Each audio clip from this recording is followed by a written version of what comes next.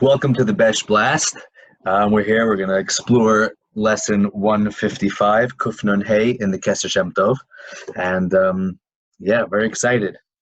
Okay, so the Baal Shem Tov teaches us, starting from a Gemara. The Gemara is in Chagiga, Tes Amud Beis, 9b.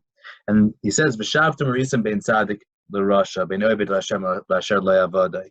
And so basically in the Gemara, Bar Hey came to Hillel, and he asked him, he said, what's the pshat in this pasuk? It says, V'shavtem Marisam bein Tzadik l'Rasha. You will return and you will see the difference between a tzaddik, a righteous person, l'Rasha, and an evil person, a wicked person. And the pasuk continues and says, "Bein Ovid Elokim l'Asher le'avadai," somebody who serves Hashem and somebody who doesn't serve Hashem. And so Barhei asked Hillel, I don't get it. Isn't a tzaddik somebody who's Ovid Hashem, and isn't a Rasha somebody who's not serving Hashem? So what's the pshat over here?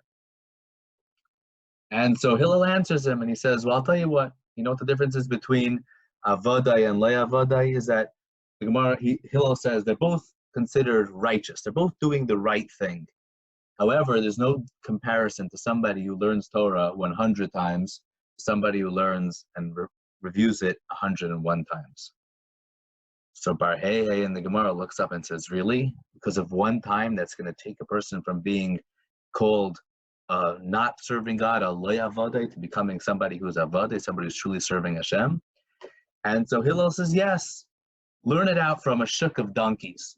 That you go to the shuk of donkeys and you're looking for a donkey driver, and if you want to go 10 parsas, a journey of 10 parsas, it's a normal amount of distance that can be covered in one day. So it charges him only one zuz.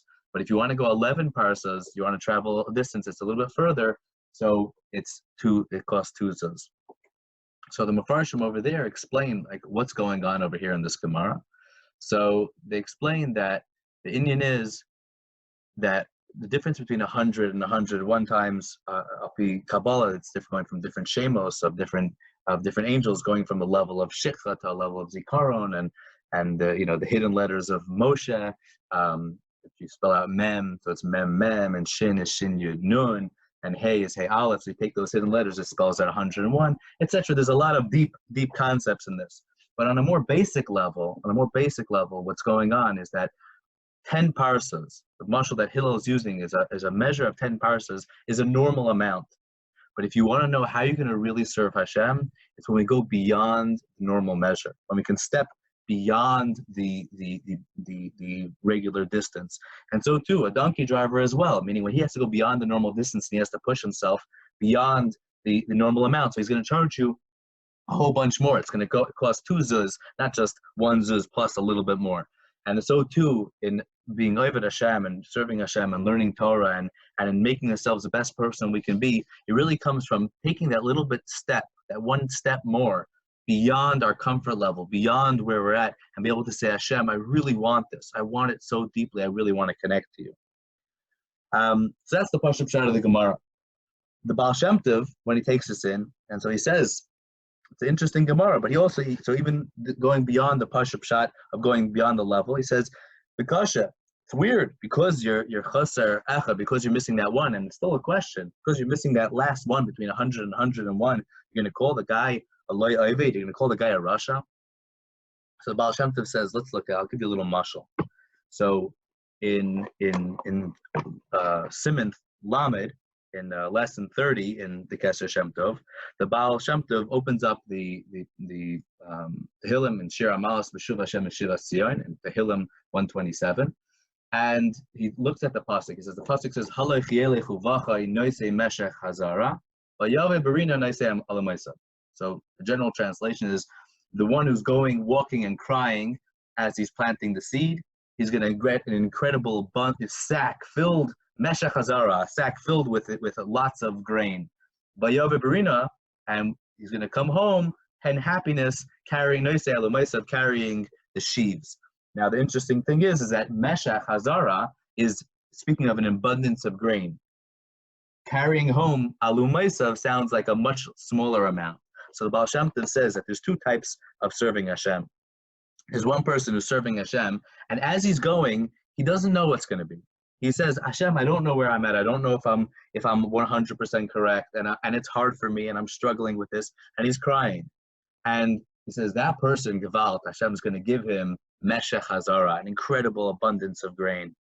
But somebody who comes along and he thinks Bayave Barina is coming along with this level of like, look at me, I'm a tzaddik. Look at me, I'm feeling good about myself. I'm such a righteous individual that I'm doing this avodah, and he's so proud of himself. And it's all about really his own serving, his own service. Even though his mamish doing the right thing, he's only going to be bearing sheaves. It's not going to be the same level as mamish coming with a huge bag of grain. And so the Baal Shem Tov says, we're going to bring that lesson to our Torah over here in Kufna and Hay. He says, if the essence of his Torah and avodas Hashem, liyuara, is for his own feelings of good, right? It's to make himself look good and to make himself feel proud, which is Bayave Barina, that he's coming along with his own strong sense of self. Even though he's serving Hashem, Eina Klum, it's not anything. It's mamish. He's mamish in a state of what we call loy avadai. Because he's missing the one. You're right, he has 100 good things, but he's missing the one. What's the one? What's 101? 100 is he's doing a ton, but one is remembering that there's Hashem there. Hashem is always the Echad. Herish, the Baal Shem Tov explains, that a person in his avodas Hashem has to remember whatever you're doing, whether you're putting on tefillin and whether you're learning Torah and whether you're davening. Let's not forget that we're doing it because we're connecting to the one, and that's the side of Me'ah ve'echad, the difference between 100 and 101. Even though your mom is doing 100, you're doing so many good things, but Gavalt, you're missing the echad in your life. But Gavalt